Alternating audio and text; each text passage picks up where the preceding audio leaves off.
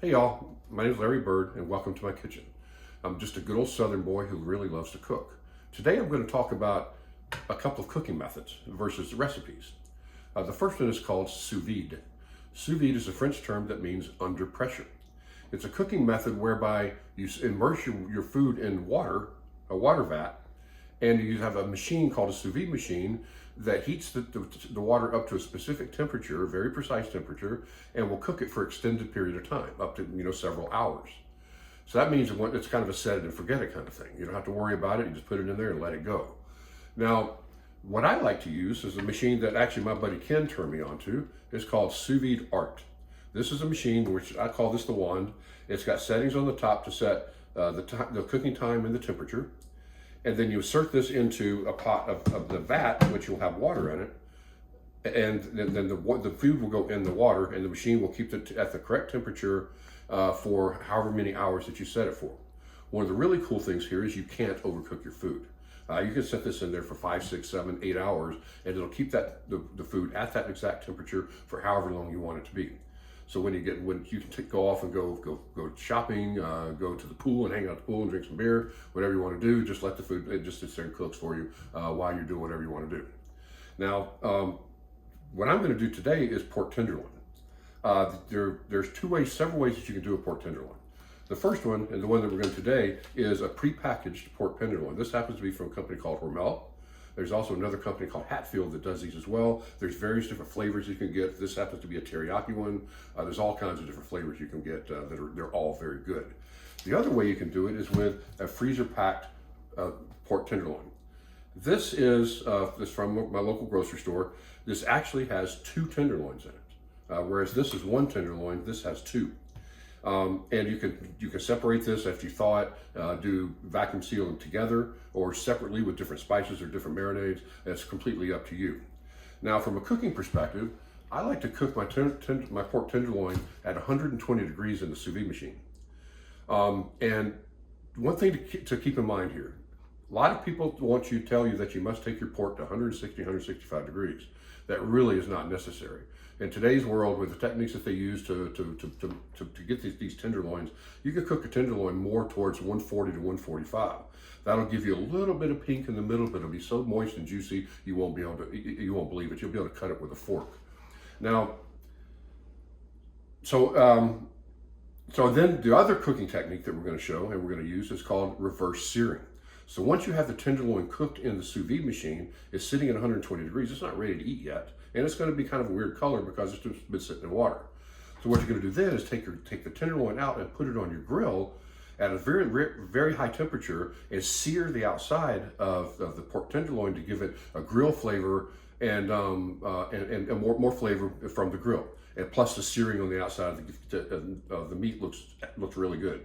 So between using the sous vide to bring the pork up to a specific temperature for however long you want to do it, and then doing reverse sear once it's done, when you're ready to eat it, to get some grill marks on the outside and additional grill flavor to enhance the flavor of the meat, and then you'll have a successful sous vide and reverse seared piece of pork.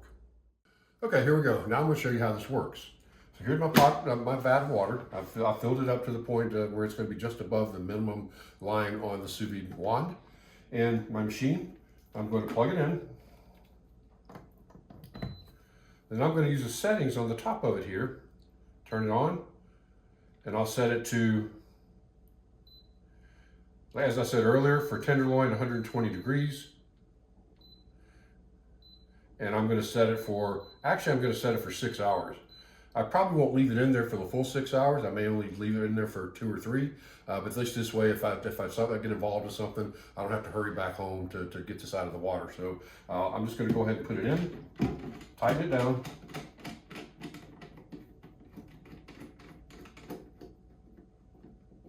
Take my pork tenderloin and just put it in the water and make sure it's submerged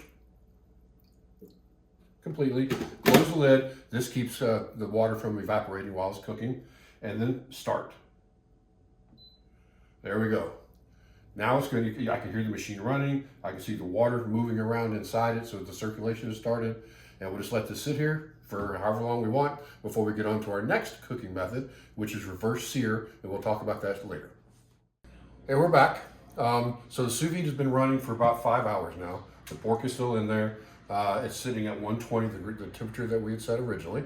And I have here a pan covered in aluminum foil and a paper towel to dry it off with. And I've got to cut it open, get the tenderloin out, and I'm going to take it out and put it on my grill, which is heating up right outside.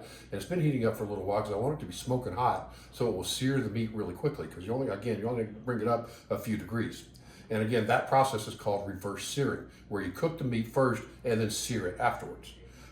So here we go. I'm going to take it out. Handy dandy tongs. These are great. They're made by OXO. Take out the meat, put it on the paper towel, unplug the sous vide. Now we're going to use the paper towel just to dry it off and get rid of some of the moisture that's on the plastic. Yeah, so you pick this up. It's 120 degrees. It's not super hot.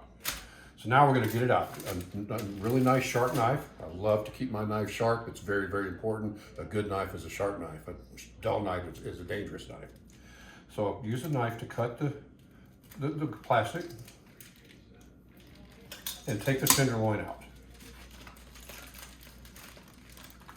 Okay, so now I'm going to take it out and put it on the grill, and we'll be back in a few minutes. Okay, we're back. Just got done grilling. You can see the torque has some nice grill marks on it now from that smoky, really hot grill. Use my handy dandy instant read thermometer and see it's at about 145, exactly where we want it to be. And what we're going to do now is you want to let it rest. You always have to let your meat rest, because otherwise when you cut it, all the juices will just run out of it.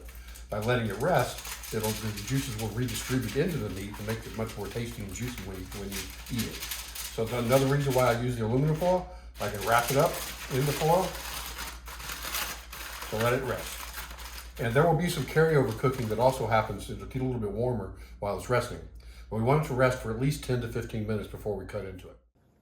Okay, everybody, we're back. It's been resting for about 10 minutes or so. Now you can see the finished product. It looks absolutely beautiful. It's got nice grill marks on it. It's been cooked with sous vide. It's been reverse seared on a hot grill. And it's been rested for about 10 minutes. That's the whole process that we went through. So now we're going to cut it. Just use a really good sharp knife and cut it. You always want to cut meat against the grain. These pork tenderloins have the grain that runs this way. So you want to cut it against that, which means you're going to cut it this way. You also want to cut it with a bias. So instead of cutting it straight up and down, cut it on a bias. So just, again,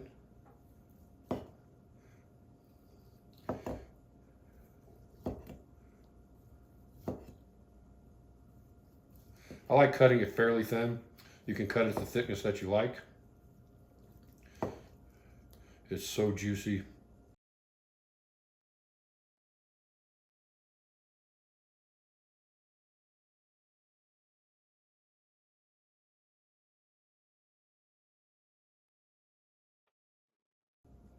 There we go.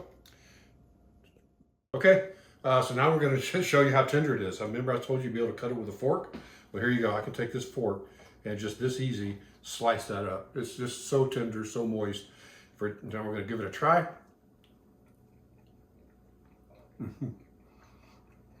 That is so good. Moist, tender. The teriyaki flavor comes through great. Just fantastic. Thanks again for watching my video today. Hope you learned something new with some new cooking techniques and some cooking pork tenderloin in vacuum seal. And please subscribe and enable notifications to my channel, which is at youtube.com/@LarryBirdKitchen. Thanks again. Have a good day.